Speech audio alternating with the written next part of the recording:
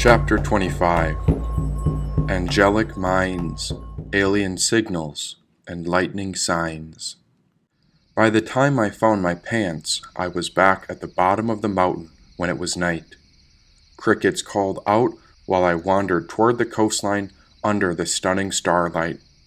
I spent the night near the water because it seemed to be the only place I felt at peace. And who was I? I was a man trapped somewhere between the material West and the ancient East. All the teachings that had been passed along seemed to be ingrained upon this land. But who was I? A spiritual soul living within a man.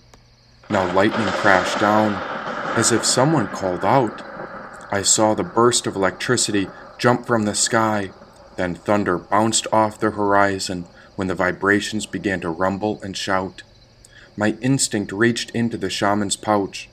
There in the medicine bag, I found a large smoky quartz crystal with a dark statue that an ancient follower had made.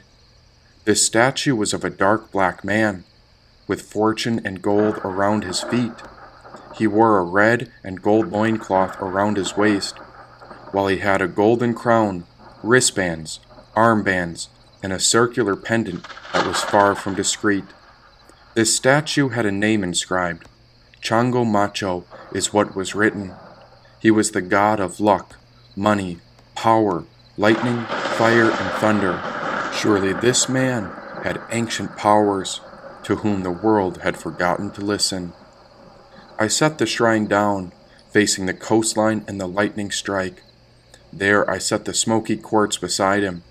But before I bowed to honor this occurrence, I saw 6 illuminated lines of light appear in this night. A doorway and a portal. Now this was right in front of me. So curious as to how it could happen like this, I saw a bolt of lightning crash down before thee, for this was a celebration of this dark man. But who was he after all? Modern humans may not have recognized his name, but surely nature summoned his mighty call. 6 was his number, and 6 was his sign.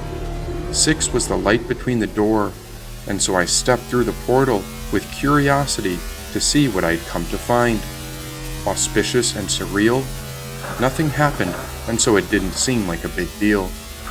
After all, the next breath out I was gone and dead, and all that was left was a breath in for my spirit soul to heal. For I had gone so low and so high, I couldn't tell the difference between the two. My memories had been taken away from me after all that I had been through.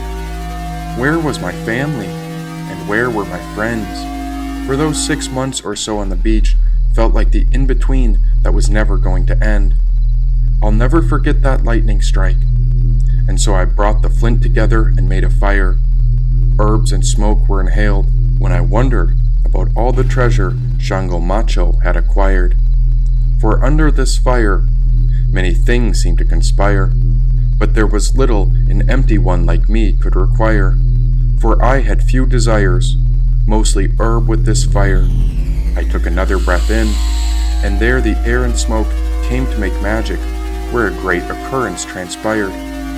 Had it been minutes or hours, had it been days or weeks, I blinked and it was day, then I blinked and it was time to sleep. Light and darkness, one after the other. Something profound was happening, and time was not following the seconds, but rather this mystery of time was being rediscovered. The statue and the smoky quartz were gone, and now I was standing in the exact same spot. The same place I entered the 6-beam doorway, the place I'd been under the 6 moons where all my memories were forgot. But now I was aware of change, because here alien ships came hovering over the sea. I'm not kidding when I say this. I saw a group of reddish-orange eyes, or light hovering perfectly still there in front of me. It was not too far. Then my mouth dropped open, as this auspicious occurrence was profound and grandiose. There they waited, and I wondered if they were looking for my attention alone. What was happening? How had they arrived all on their own? I could not comprehend this, for it was beyond complex. They hovered perfectly still when a thought entered my mind. Where do I go next? Now I noticed they were over the roadway. This is where the serpent was killed. 3 of the crafts to the left, then 10 or 11 on the right, while they hovered with tremendous skill. There was no fluctuation in their movement, just reddish-orange eyes glowing from the bottom of each craft. I think my mouth was wide open, and then not much later, the crafts came to pass. I blinked in shock. Was I caught in a dream?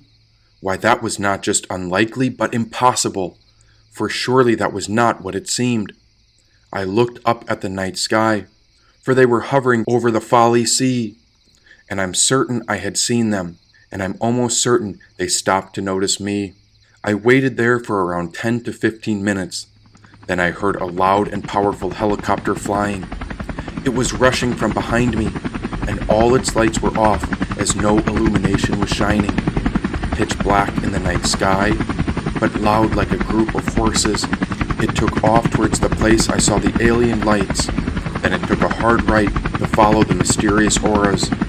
I watched until the sound disappeared, and I believe those alien crafts went underwater, into the sea, where I was facing the Bermuda Triangle. And so that helicopter showed me I wasn't dreaming. But now I understood that there were others who were also intrigued by the alien craft's hidden meaning. I turned to look where the helicopter came from, and there I saw the towers and structures of the Great Order. It came from the opposite side of the road as the 10 or 11 reddish-orange orbs. What were those alien crafts trying to tell me about the land that the Order bordered? In my heart, I wanted to see Manuka.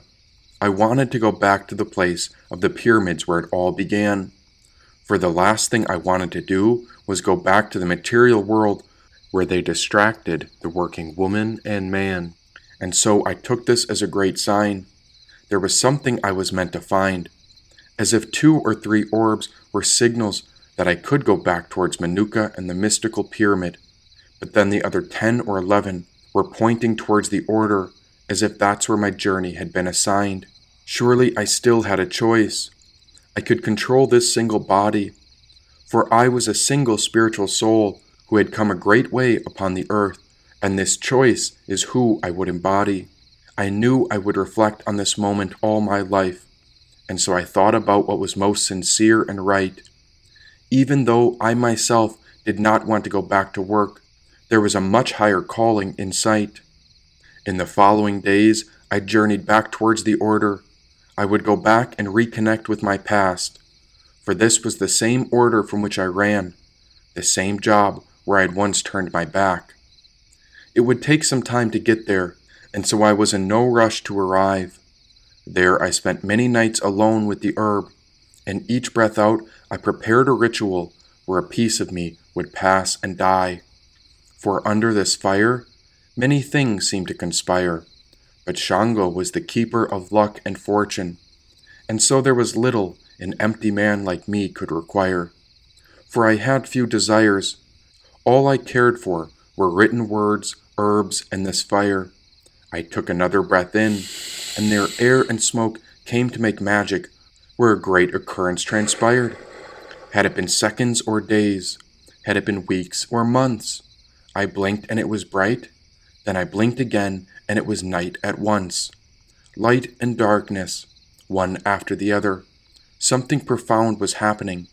What is seen is always dependent on what is unseen, and within this emptiness was something magnificent to discover. Using the medicine man's pouch, I reached into that medicine sack. I found runes, tarot cards, crystals, gems, books, and all kinds of masks. Whatever I needed is what seemed to arrive, and the deeper I reached, the deeper I would dive. This synchronistic behavior was bewildering, and so it was curiosity that carried me along. I did not know where I was heading, or even how or why I belonged. Somehow it kept happening, and there I found a book of Solomon, including 3 sacred texts. This book had all sorts of magical symbols, signs, incantations, and I feared it may even include something like a hex. I was very careful, but up until now, it seemed as if my mind began to dwindle away. For whatever was happening, still my memories could not stay. I continually forgot, but the big moments were like boulders within my mind. Meanwhile, all the momentary details would slip away, and I would forget whatever wisdom I came to find. The amnesia was overwhelming, but still this body was alive. For even though I would pass on with every breath out, this body had yet to die.